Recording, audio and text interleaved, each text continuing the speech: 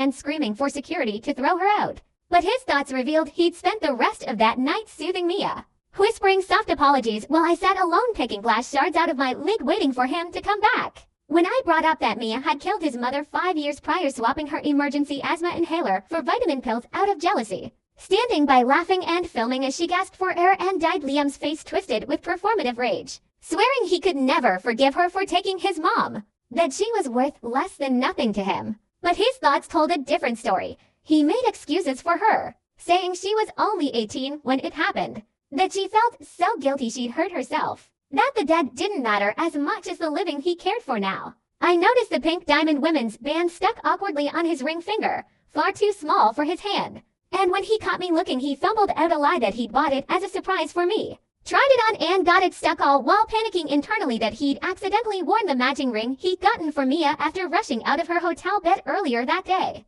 lying to me about an urgent work call so he could see her. His phone rang minutes later, and he lied again that there was a funding emergency at the office. But his thoughts screamed that Mia's morning sickness was getting worse, that she was carrying his first child, a baby I could never give him after I'd taken a blow for him in college that left me unable to conceive all the promises he'd made that we didn't need kids, that a life with just the two of us was enough, melted into empty lies. Instead of calling off the wedding immediately, I sent Mia an invitation, telling her to come watch her man make vows to me. On our wedding day, all our friends and family gushed about how perfect Liam was, how loyal and devoted he'd always been, how lucky I was to marry him. I spotted the faint concealer on his neck covering soft love marks left by someone else just as Mia burst through the banquet hall doors in a tight red dress, slipping a crumpled note into Liam's sleeve before security dragged her out. Liam made an excuse to run upstairs to change his suit, his thoughts racing that Mia was waiting for him in room 8012. That he could sneak away for a few quick minutes of private time before the ceremony.